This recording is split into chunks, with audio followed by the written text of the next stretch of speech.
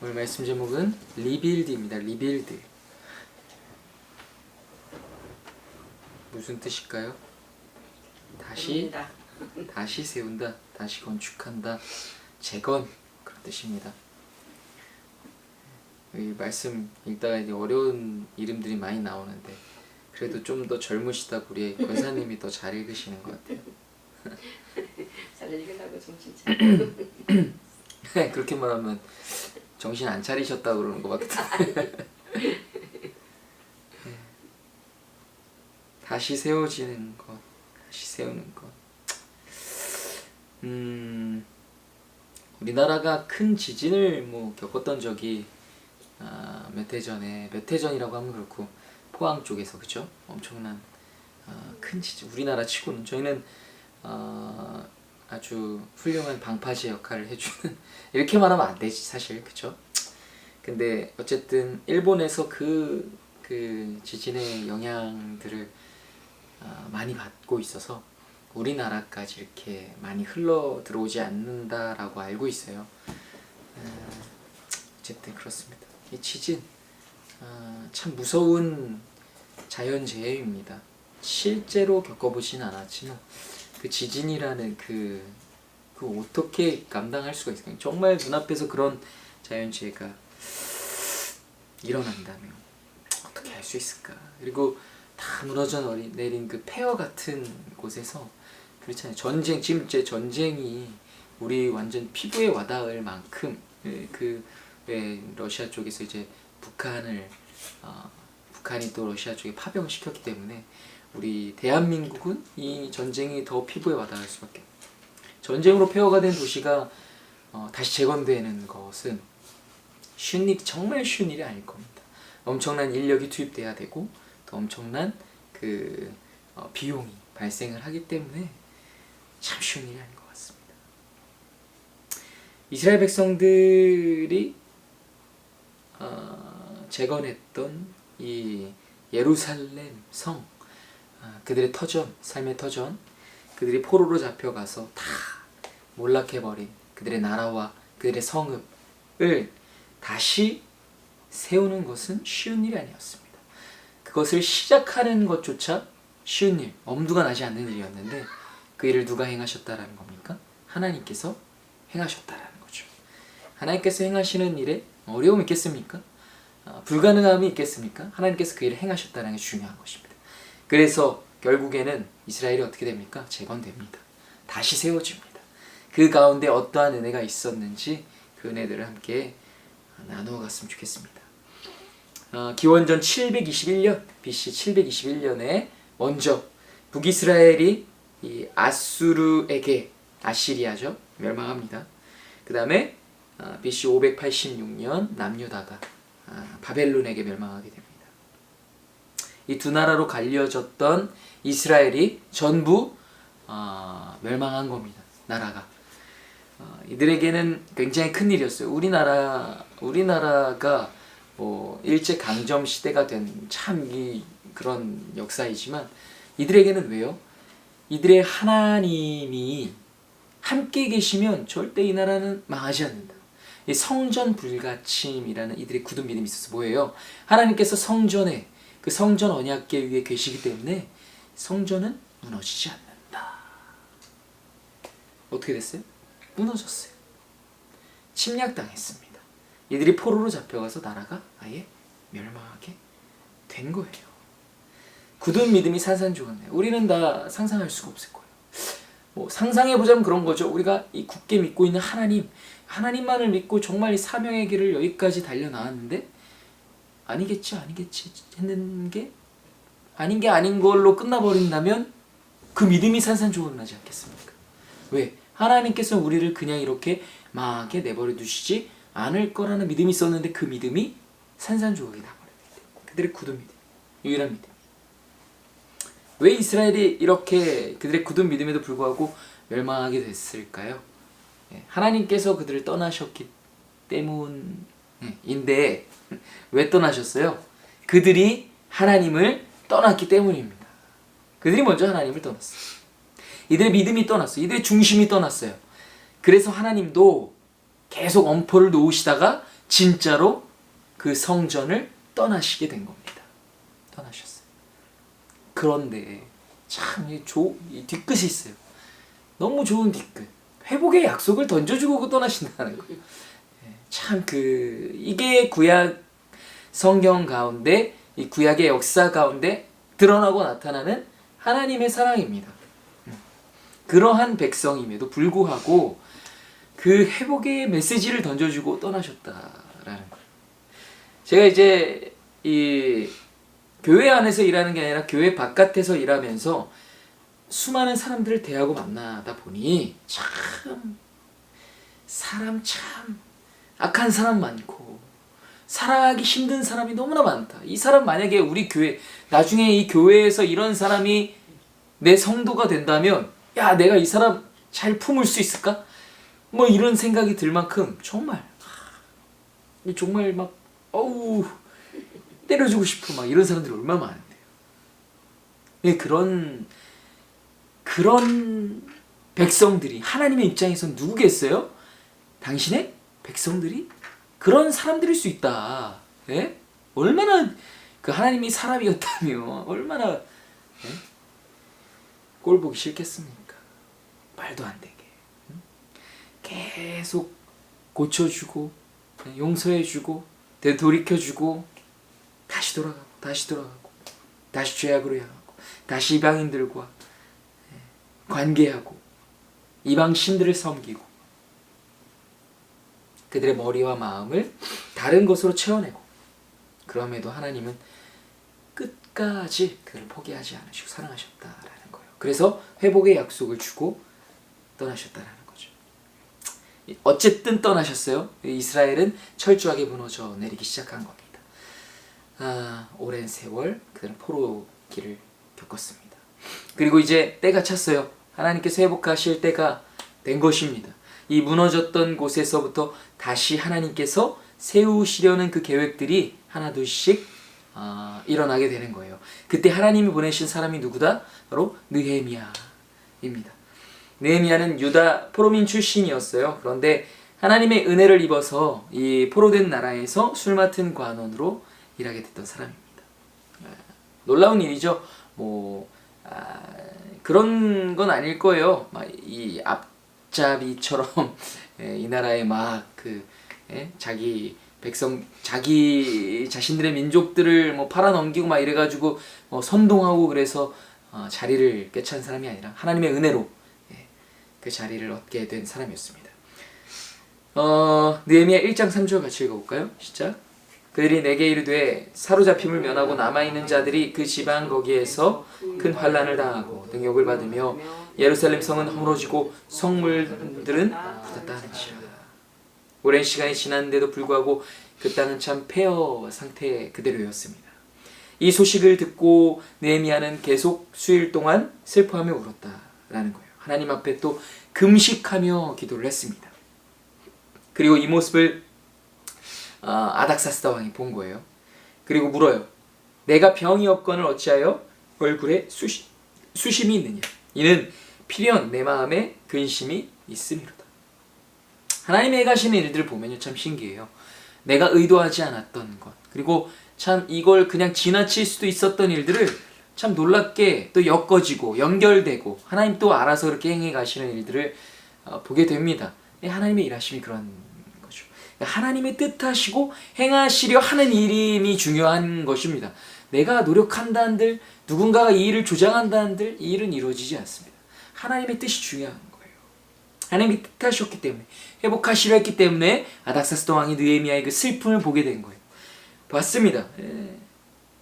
그래서 그를 그 본향 예루살렘으로 돌아가게 그 부탁을 들어줘서 돌아가게 했죠. 그리고 그 심지어 느헤미야를 유다 지역에 총독으로 세우기까지 합니다. 이제 이 놀라운 판이 짜여진 거예요. 회복의 판이. 나라와 민족을 위해서 슬퍼하고 근심하며 울고 기도하는 느헤미야의 기도를 하나님께서 들으셨다라는 거예요. 하나님의 뜻하심도 중요하지만요. 그 뜻하심 가운데에서 그 일을 위해 기도하는 그 한 사람이 또 필요합니다. 하나님 일하시면 되지 뭐 중요하냐 싶지만 하나님의 나라와 하나님의 일들을 위해 기도하는 사람이 분명히 필요하다는 거예요. 그 일을 우리가 감당해야 할 줄 믿습니다. 하나님께서 그의 기도를 통해 그 일을 속히 이루어 가십니다. 그리고 느헤미야도 이 모든 것이 하나님의 도우심임을 또 고백해요. 느헤미야 2장 8절. 또 왕의 삼림 감독 아삽에게 조서를 내리사 그가 성전에 속한 영문의 문과 성곽과 내가 들어갈 집을 위하여 들보로 쓸 제목을 내게 주게 하옵소서 하매 내 하나님의 선한 손이 나를 도우심으로 왕이 허락하고 하나님께서 도우셨기 때문에 이 모든 것이 가능했다는 고백을 하는 겁니다. 여러분, 이 모든 회복의 시작이 무엇으로부터 시작됐을까요? 바로 느헤미야의 상한 심령으로 드리는 간구와 기도와 그 고백으로부터 시작된 것입니다. 여러분, 모든 하나님의 일들은요, 기도하는 사람을 통해서 그 기도를 통해서 시작된다는 것을 잊지 마십시오. 기도를 쉬지 마십시오. 기도를 포기하지 마십시오. 여러분, 상한 심령으로 하나님께 계속해서 간구하고 기도하면 하나님 분명히 그 일을 이루어 가실 것입니다. 하나님 여러분을 포기하지 않을 거예요. 여러분, 기도의 힘과 능력, 기도의 힘과 능력은요, 언제 더 막 극적으로 체감하게 되냐면, 기도를 늘 잘 할 때보다 기도를 못하고 있다가 이것까지 못하면 안 돼 하는 순간에 이제 기도하기 시작하면 그때 주어질 하나님의 은혜가 참 극적이잖아요. 원래 그쵸? 몸이 막 늘 깨끗하면 본인의 깨끗해짐이 많이 새롭지 않지만 기도를 많이 못하고 있다가 기도를 시작할 때 또 주어질 하나님의 그 많은 큰 은혜들이 분명히 있는 것을 보게 됩니다. 그게 기도의 능력. 그게 기도. 사실 우리가 기도를 늘 하고 살아갈 때는 잘 못 느낄 수 있었던 것은 우리가 늘 기도의 그 은혜로 평범하게 살아갈 수 있었기 때문이에요. 우리가 기도했기 때문에 살아낸 것입니다. 기도했기 때문에 이겨낸 것입니다. 여러분, 이걸 잊지 말아야 돼요. 기도를 쉬지 마십시오. 기도해야 돼요. 끝까지. 그것이 바로 하나님의 일하심의 방편입니다. 여러분의 기도를 통해서 일하신다는 거예요. 느헤미야는 그래서 예루살렘으로 예루살렘 이 유다 지역의 총독으로 귀환하게 됩니다. 그리고 예루살렘에 도착한 지 3일 만에 하나님께서 그에게 무슨 일을 해야 하는지 구체적으로 설명해 주시죠. 느헤미야 2장 11절 12절 같이 읽어봅시다. 시작. 내가 예루살렘에 이르러 머무른 지 사흘 만에 내 하나님께서 예루살렘을 위해 무엇을 할 것인지 내 마음에 주신 것을 내가 아무에게도 말하지 아니하고 밤에 일어나 몇몇 사람과 함께 나갈새 내가 탄 짐승 외에는 다른 짐승이 없더라. 느헤미야는 하나님께서 말씀해 주신 것을 아무에게도 말하지 않고 있다가 그들에게 무너진 예루살렘 성을 다시 재건해야 한다라고 선포를 합니다. 느헤미야 2장 17절. 후에 그들에게 이르기를 우리가 당한 곤경은 너희도 보고 있는 바라. 예루살렘이 황폐하고 성문이 불탔으니 자 예루살렘 성을 건축하여 다시 수치를 당하지 말자 하고, 그리고 나서 느헤미야가 하나님께서 자신을 도와주셨기 때문에 이렇게 예루살렘으로 다시 귀환할 수 있었고 앞으로 해나갈 일도 하나님께서 분명히 도와주실 것을 그들에게 전합니다. 그러자 그들이 이러한 느헤미야의 말을 긍정적으로 받아들이고 이렇게 말하죠. 일어나 건축하자 라고 말합니다. 다시 세우자. 다시 일으켜 세우자. 이제 느헤미야와 함께 귀환한 백성들 그리고 예루살렘에 남아있었던 자들이 다 같이 힘을 합쳐서 성전을 재건해 나가기 시작하는 거예요. 리빌드. 이들은 먼저 성문을 준수하기 시작합니다. 성문을 중수하기 시작해요. 느헤미야 3장에 보면요, 이스라엘 모든 족속 모든 사람들이 이 일을 차례로 해나가기 시작하는 것을 알 수가 있어요. 아무도 이 일을 미루거나 망설이지 않아요. 마치 여태까지 성전 재건을 위한 모든 준비들을 해두고서 하나님의 승인만을 기다리던 사람들처럼 속전속결로 이 일을 해나가기 시작한다는 거예요. 하나님의 이 재건의 그 한 계획이 시작되기만 하면 이 일이 속전속결로 일어난다는 거예요. 여러분, 조바심 내지 마십시오. 하나님의 때가 이르고 하나님의 뜻이 그 가운데 분명하게 임하면 그 일은 속전속결 일이 아니라는 거. 그 일은 이루어진다라는 거. 여러분 보세요. 이스라엘의 회복, 무너진 성전의 재건을 하나님께서 허락하시고 이를 이루어 가심에도 불구하고요. 어떤 일이 있냐? 그 일을 방해하는 세력이 있다라는 거예요. 느헤미야 2장 19절. 호론 사람 산발랏과 종이었던 암몬 사람 도비아와 아라비아 사람 게셈이 이 말을 듣고 우리를 업신 여기고 우리를 비웃어 이르되 너희가 하는 일이 무엇이냐 너희가 왕을 배반하고자 하느냐 하기로 방해가 있어요. 하나님이 이루어 가시는 일인데 하나님이 이를 승인하셨는데 다 행하시겠다고 약속하셨는데 그를 회방하는 세력이 있다라는 거예요. 그럴 수 있어요. 우리가 하나님 맡기신 일들을 감당하는데 안 되는 거예요. 어려움이 생기는 거예요. 문제가 발생하는 거예요. 하나님이 분명히 약속하셨는데 하나님이 귀한 선교의 도구로 사용하시겠다고 교회를 통해 역사하시겠다고 분명히 약속을 하셨는데 지금 이 상황이 말이 안 되는 거예요.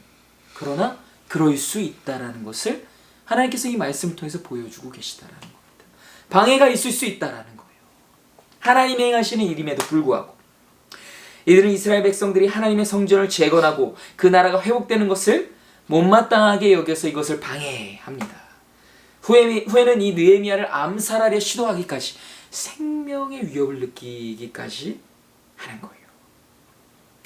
느헤미야는 물론 포로의 신분이긴 했지만 술 맡은 관원으로 평생 편하게 살 수 있었어요. 그럼에도 불구하고 그 모든 쉽고 넓은 길을 포기하고 나라와 민족을 위한 좁고 협착한 길목으로 들어섰다는 것입니다. 이 느헤미야의 거룩한 선택이었고 또 하나님의 놀라운 계획이었을 것입니다. 그 하나님 나라를 위해서 놀라운 선택을 했는데 방해가 따르는 거예요. 목숨의 위협을 받는 것입니다. 맥빠질 일이죠. 자신을 희생하고 헌신하는 그 일이 잘 풀리면 좋겠는데 오히려 방해가 됐다는 것입니다. 그런데 느헤미야가 좌절했을까요? 하나님 원망했을까요? 모세처럼 하나님 백성 이끌어오라고 했는데 지금 이 난리를 펼칩니다라고 했습니까? 아니에요. 그렇지 않았습니다. 느헤미야는 다시 어느 자리로 돌아가요? 하나님께 기도하는 자리로 돌아갑니다. 하나님을 붙드는 자리로 돌아간다는 거예요. 그래서 하나님께서 주신 그 지혜와 보호하심으로 끝까지 성전을 재건해 나갔다라는 것입니다. 오히려 더 이들을 똘똘 뭉치겠어요. 오히려 이들을 더 힘내겠습니다. 이제 어떻게 성전을 재건해 나가요? 파수꾼을 둬서 주야로 방비하게 하고요. 불침번을 세운 거죠. 다시금 일을 해나가는 거예요. 한 손에는 쟁기를 들고 쟁기가 아니죠. 한 손엔 병기를 잡고 한 손에는 건축할 수 있는 건축 장비를 들고 그렇게 성전을 재건해 나가기 시작했다는 것입니다. 지금 제가 그러고 있는 것 같아요. 막 힘듭니다. 그러나 하나님 나라의 일이 그렇게 해야 하는 것이라면 그렇게 해야죠. 몸이 부서지겠고 또 힘들어서 쓰러지겠지만 그럼에도 불구하고 이렇게 해나가야 하는 일이라면 그렇게 감당하는 것이 지혜로운 것 아니겠습니까? 느헤미야 4장 21절에서 23절 우리가 이같이 공사하는데 무리의 절반은 동틀 때부터 별이 나기까지 창을 잡았으며 그때 내가 또 백성에게 말하기를 사람마다 그 종자와 함께 예루살렘 안에서 잘지니 밤에는 우리를 위하여 파수하겠고 낮에는 일하리라 하고 나나 내 형제들이나 종자들이나 나를 따라 파수하는 사람들이나 우리가 다 우리의 옷을 벗지 아니하였으며 물을 기르러 갈 때에도 각각 병기를 잡았느니라. 아멘. 놀랍죠? 대단하죠? 이들이 어떤 각오와 결심으로 성전을 재건해 나갔는지 충분히 느낄 수가 있습니다. 그렇게 해서 단 52일 만에 성전의 성벽을 재건했다는 거예요. 놀라운 속도입니다. 솔직히 말해서. 네. 그리고 각 문마다 문짝을 달고 문지기와 노래하는 자들과 레위 사람들을 세운 후에 각기 맡은 일을 담당하게 했다는 겁니다. 성전을 재건하기 시작했더니 예배가 회복되고 이들의 민족이 다시 세워지게 이들의 민족의 이 근본이 되는 레위 지파, 레위 족속 예배를 담당하고 하나님을 예배하는 것에 최우선의 방편이 되는 겁니다. 예루살렘 성읍은 광대했지만 아직 그곳에 살고 있는 주민은 많지가 않았어요. 가옥도 미처 건축하지 못했기 때문에 아직 많이 부족한 성전 재건이었습니다. 그러나 그들이 다시 예루살렘 성읍에 모여서 거주하기 시작했고 단지 성벽을 재건하는 일이었음에도 불구하고 이스라엘이 회복되기 시작했다라는 거예요. 그게 중요한 것입니다. 온전히 다 갖춰지진 않았지만 단순히 성벽이 재건되는 것만으로도 이스라엘이 재건되기 시작했다라는 거예요. 다시 일어나기 시작했다. 다시 뭉쳐지기 시작했다는 그게 중요한 거죠. 방해가 심하고 도저히 넘을 수가 없는 장애물이 앞에 놓여 있습니까? 그래서 끝까지 가지 못하고 포기할 마음을 갖고 계십니까? 여러분 포기하지 마십시오. 끝까지 이 회복의 사명을 감당해 내시기 바랍니다. 하나님이 여러분을 끝까지 붙들어 주실 것, 지혜를 주실 것. 단순히 성벽을 재건하는 일을 시작함에도 불구하고 여러분을 놀랍게 회복해 가실 하나님의 뜻이 분명히 기다리고 있다는 사실을 잊지 마시기 바랍니다. 자, 여러분 이제 본질적인 이야기를 해보려고 합니다. 여러분 우리는 이 말씀 안에서 하나님 나라의 법칙을 발견해야 돼요. 보세요. 예루살렘 성전은 원래 무너져서는 안 됐으면 좋겠죠. 예, 원래 안 무너졌으면 좋았을 거 아니에요. 처음부터 무너지지 않았으면. 처음부터 그들이 하나님 앞에서 죄악의 길을 가지 않고 나라가 망하는 데까지 가지 않았으면 더 좋았을 거 아니에요. 그런데 왜 무너졌고 왜 이들이 하나님 곁에서 떠났고 왜 이 성전이 다 무너져서 나라를 잃어 나라가 망하게 되기까지 그리고 다시 세워나가게 하시는 하나님의 이 놀라운 하나님 나라의 역사가 왜 그렇게 이루어져 가는 것일까요? 왜? 하나님께서는 왜 그들을 처음부터 무너지지 않게 붙들어 주시지 않았던 걸까요? 갈라디아서 2장 20절 말씀입니다. 같이 읽어봅시다. 시작. 내가 그리스도와 함께 십자가에 못 박혔나니 그런즉 이제는 내가 사는 것이 아니요 오직 내 안에 그리스도께서 사시는 것이라. 이제 내가 육체 가운데 사는 것은 나를 사랑하사 나를 위하여 자기 자신을 버리신 하나님의 아들을 믿는 믿음 안에 사는 것이라. 아멘. 여러분 하나님 나라의 법칙입니다. 무엇이냐? 무너지지 않으면 죽지 않으면 온전히 세워질 수 없고 참 생명을 얻을 수가 없다라는 것입니다. 죽어야 삽니다. 죽어야만 죽었던 그 자리에서 진짜 참 생명, 내 생명이 아닌 그리스도께서 내게 주신 그 생명으로 돋아나는 거예요. 죽어야만, 무너져야만.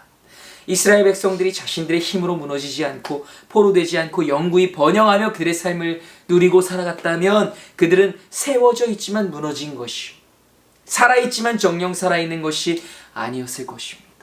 이들이 그 말씀 앞에서 이제 조금 있으면 다시 나누겠지만 말씀 앞에서 그 온전한 은혜를 그 참되신 생명의 그 하나님의 말씀을 맛볼 수가 있었겠습니까? 그 말씀 앞에서 그들이 그 자세를 취할 수가 있었을까요? 없었을 거예요. 그들이 포로로 잡혀갔었기 때문에, 그들의 나라가 망했었기 때문에, 하나님 그들을 떠나셨었기 때문에 그들에게 다시 회복을 주심이 놀라운 은혜로 그들에게 젖어들 수가 있었던 것입니다. 그게 바로 하나님 나라의 법칙이에요. 여러분 죽어야 삽니다. 무너져야 다시 세워진다는 거예요.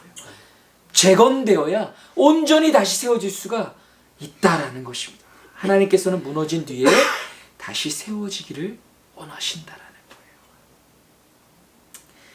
말씀 앞에서 여러분 무너진 뒤에 죽어진 뒤에 다시 세워지고 다시 회복된 그 백성들이 이제 무엇할까요? 보세요. 느헤미야 8장 1절입니다. 이스라엘 자손이 자기들의 성읍에 거주하였더니 일곱째 달에 이르러 모든 백성이 일제히 수문 앞 광장에 모여 학사 에스라에게 여호와께서 이스라엘에게 명령하신 모세의 율법책을 가져오기를 청하매 그들이 청했어요.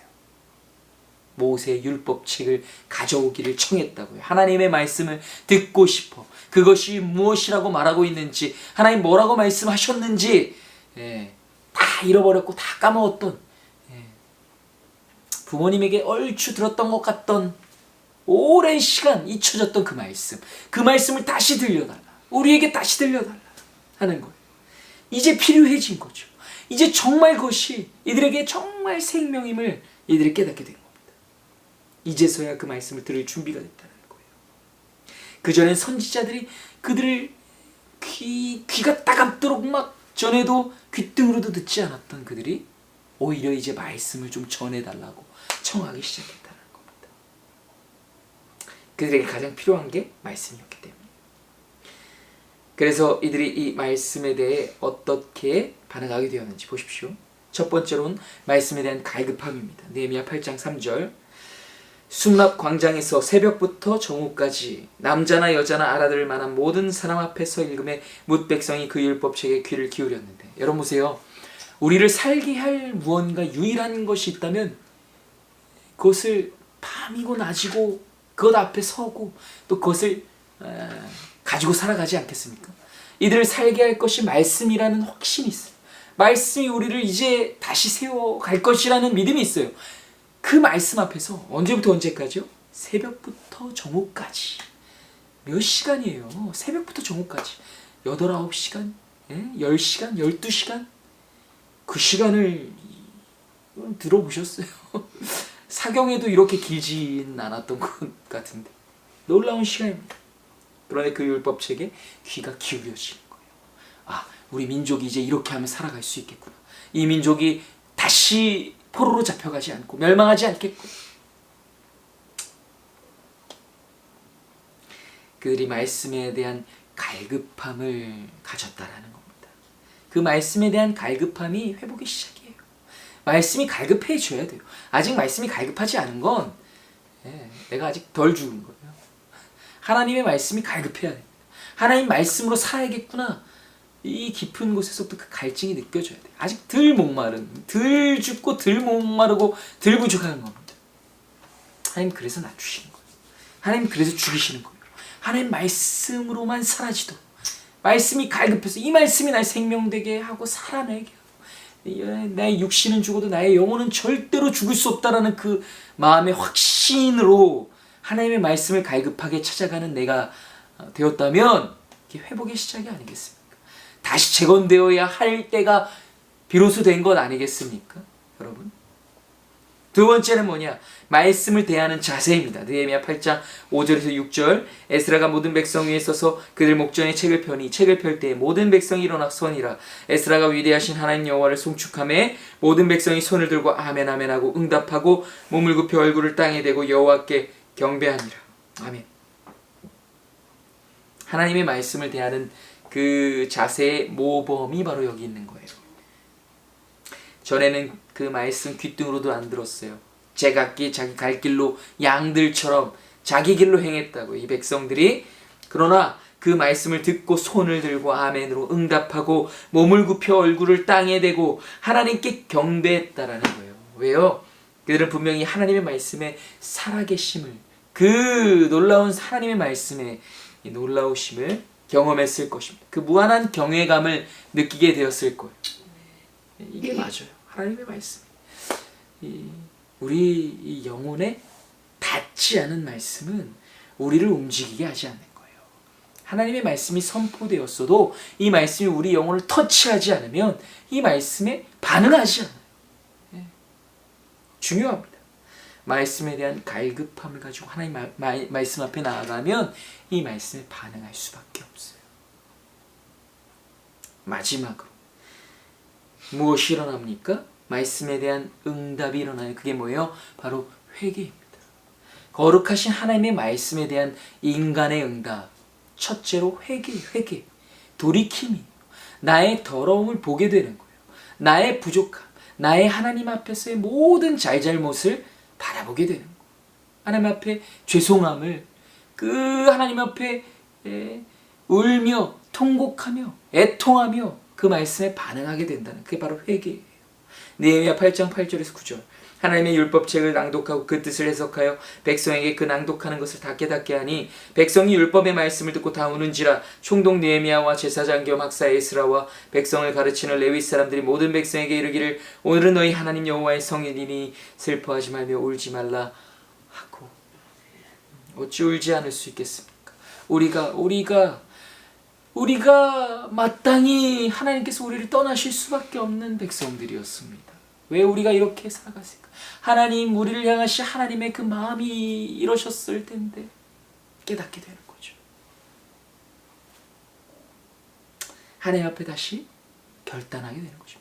회개, 돌이킴이라는 것, 나의 잘못을 깨닫고 하나님 앞으로 다시 돌아가는 것까지가 회개라는 거예요. 이 백성들의 모습을 이렇게 보게 되는 것입니다.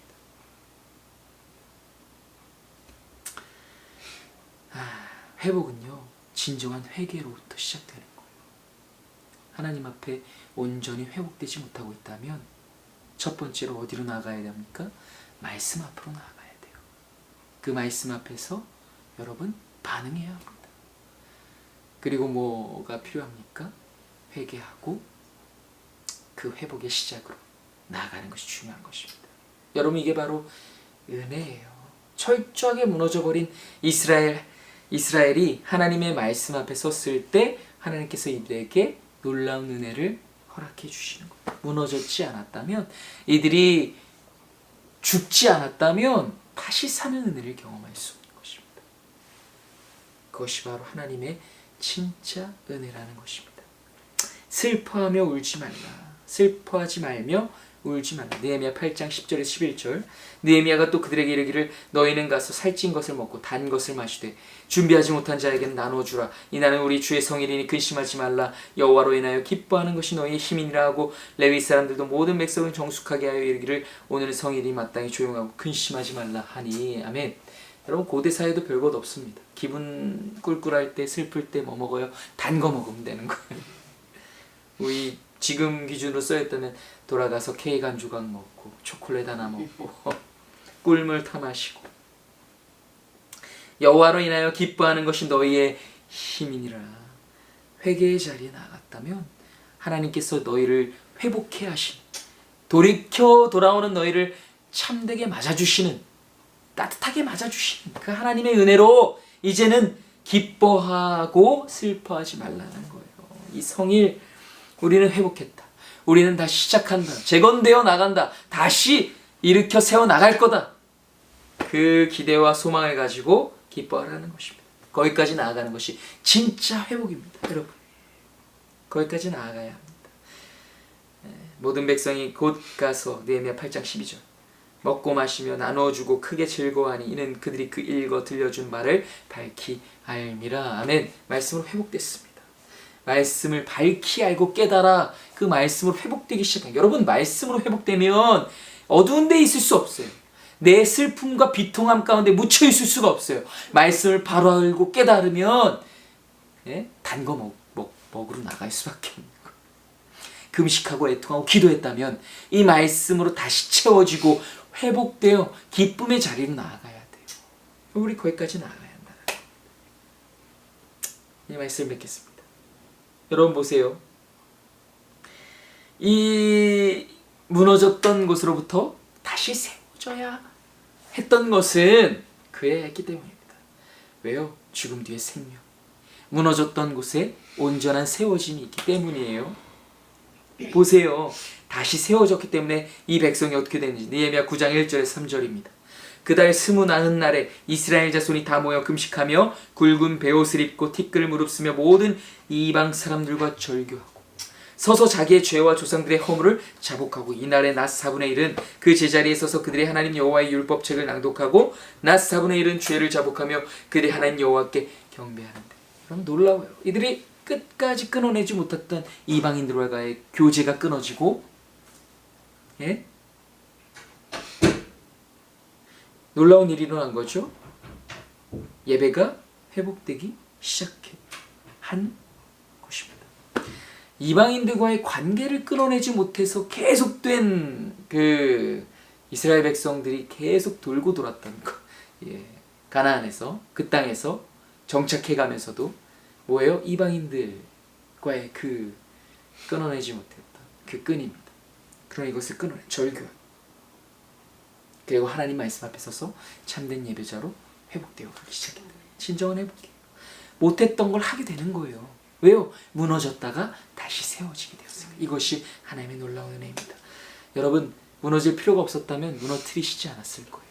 그러나 무너진 뒤에 다시 세워져야 했기 때문에 하나님께서 이 놀라운 역사를 일구어 가셨을 것입니다. 여러분, 기대합시다. 하나님께서 이 무너진 가운데 황폐하게 내버려 두지 않으실 것임을, 분명히 다시 일으켜 세우셔서 우리를 회복해 하시고 놀라운 하나님의 교회로 세워주실 것을 믿고 기대하시면서 끝까지 말씀의 자리로 나아가고 기도의 자리로 나아가는 우리 사랑을 이루는 교회 되길 간절히 소망하며 주님의 이름으로 축원합니다. 함께 기도합시다.